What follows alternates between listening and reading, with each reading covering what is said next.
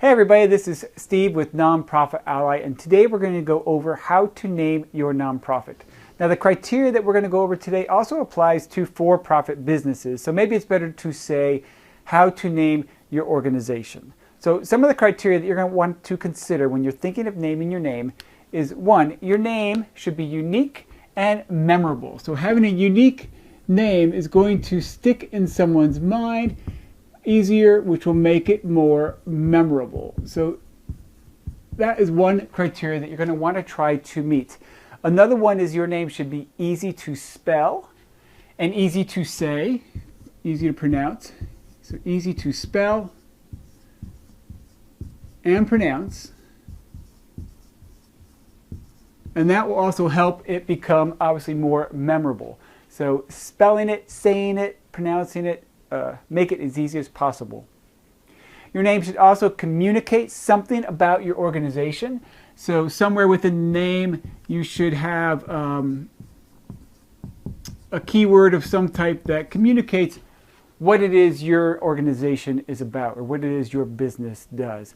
It's really important to keep your name simple and short, though there are long, complicated names out there, right, that the organizations use, but strive to be simple and short. And then finally, you want your organization's name to evoke some type of emotion. So if you can capture that emotional component in your name, then, well, one, it makes it a much better name, but two, it's a lot easier to memorize if you evoke emotion within your name. So these are 5 criteria. Now these 5 criteria, you don't have to meet these all. In fact, it'd be very difficult to try to meet all of these criteria with just one name. But if you strive to get 2, 3, or maybe even 4 of these criteria in your name, if you meet these criteria in your name, then you're doing pretty well with your name and figuring out your new nonprofit's name. Now the next thing, now that you have an idea of what the criteria are, we're going to go over on where to start. Like, how are you going to figure out these words? What words to use in your name? So there's a couple ways to do this. One is make a list of keywords.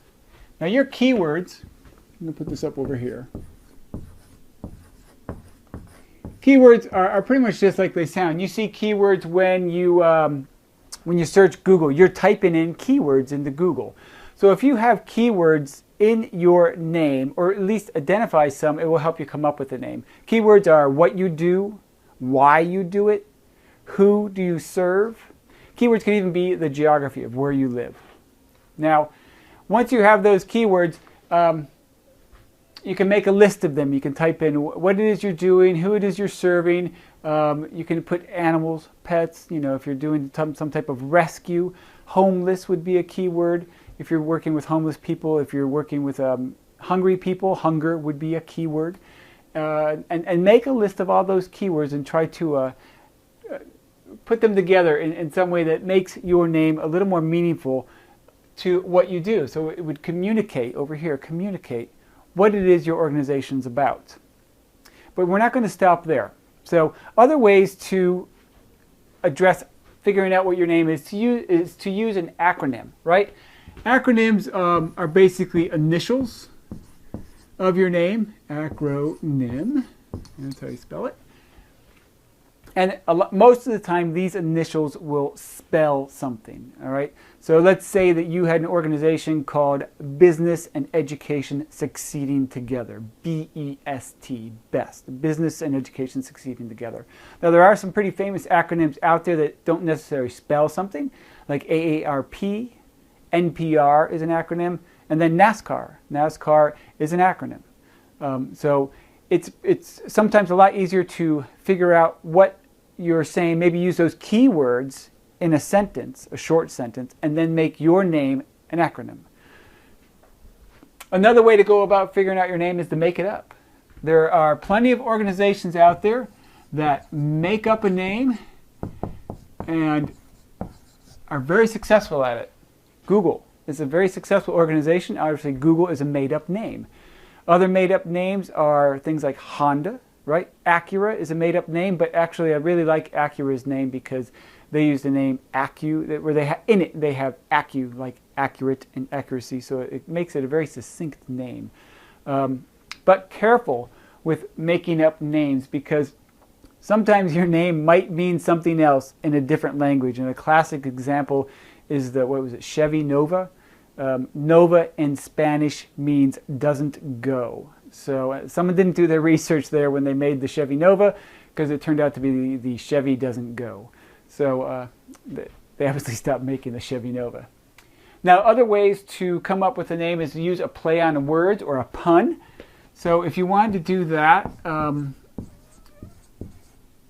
they can be really easy to remember. A play on words, easy to remember, kind of fun, right? It's really good to brainstorm a play on words. But be careful, because sometimes you can go overboard. Some good play on words, though, for businesses was law and order, L-O-W-N, order, law and order. There's another one I saw called Sherlock Holmes, which was spelled Sure, S-U-R-E, Lock, L-O-C-K, Holmes, H-O-M-E-S, and he was a locksmith. The nonprofit I started is sort of a play on words. It's called Noble Pause. But again, you can cross a line with this. There's a few of them I saw out there. One was called Curl Up and Dye, which was a hair salon. So it was curl up, and dye, D-Y-E. They named their business Curl Up and Dye. And then there was another one. This one is right on the verge of being a little too silly. It was Indiana Bones, Temple of Groom. So that one was, it makes you smile though, right? And you certainly remember that. Now, so here's a few different ways to come up with words to use in your new name, right? Now, once you have this kind of list, you kind of have a play on words, you have maybe a made-up name or two, there's ways to apply these names so that when you put it together, your new name is more memorable, easier to say, and possibly more easier to spell. Now, one thing I would definitely recommend to do is when you have your keyword list, right? So maybe you have you're a dog rescue, right? And so dogs and rescue and would be some of your keywords, right? So I would suggest getting a thesaurus. So I'm going to put this in a different color. So here's some tips, right? Some tips for you. Use a thesaurus. So if you were a canine rescue, a dog rescue, you could be the canine cavalry, right? So that's another word for dog is canine, and rescue, the cavalry comes to the rescue. So you can use a thesaurus for doing that and find some synonyms that match your keywords. Other ways is to maybe be a little poetic. You can use alliteration and assonance. Alliteration is the repetition of consonants, and assonance is the repetition of vowel sounds. So Coca-Cola, made up name, uses alliteration. Coca-Cola. TED Talks, right? Many of us like TED Talks. That's alliteration. TED Talks. And for assonance, maybe a common name is pause for a cause. P-A-W-S for a cause, right? So that's good use of alliteration and assonance. So between the thesaurus, alliteration, assonance, and maybe using keywords to make up an acronym or just make up a name, or using some type of pun or play on words, so careful with that one, you can come up with a pretty good name, right? So now what you want to do also, once you have this name, let's say you've come up with a couple choices, because you want to narrow it down. Don't be so focused on just finding one name. Narrow it down, have your top 3, 4, 5 names, right? Write them out and start sharing them. So here's a way to test your name. Test your new name. One I just said was write it. Write your name. How does it flow off the pen? What's it look like on paper? What does it look like with different fonts? Go into Photoshop or go into Word and start changing the fonts around. So write it out. The next one is say it. Say it out loud. Does it roll off the tongue? Is it easy to say? Do you feel cool and satisfied with the name when you say it, or do you feel a little bit silly? Pretend you're answering your business phone and you're saying Indiana Bones, Temple of Groom, right? It rolls off the tongue. It's kind of fun to say. It'll make someone smile. But say it out loud. Say it out loud and see how it feels just rolling off your tongue, right? The other way to do is ask your friends. Say, hey, I'm thinking of a business, and what do you think of this name?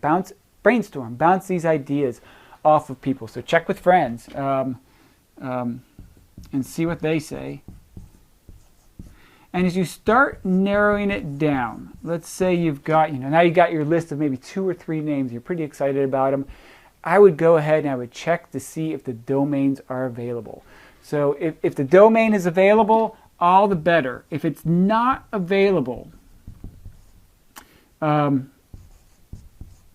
it doesn't mean you can't use the name, right? Because maybe you really like it and you really want to use that name. So there's other ways to use possibly close to that name. So for instance, Noble Paws, which I started, somebody owns that domain. They're not using it, and maybe someday we'll be able to buy it. But right now, we wanted to be Noble Paws. So what we did is we bought the domain Noble Paws, Alaska, which is the state we're in, which worked out pretty well for us, and that works fine. And that may be something you do, is maybe put your state name in there, or put Inc., I-N-C in there, or some people put LLC in their name. So if your exact name isn't there, maybe your exact name LLC is available, or INC is available.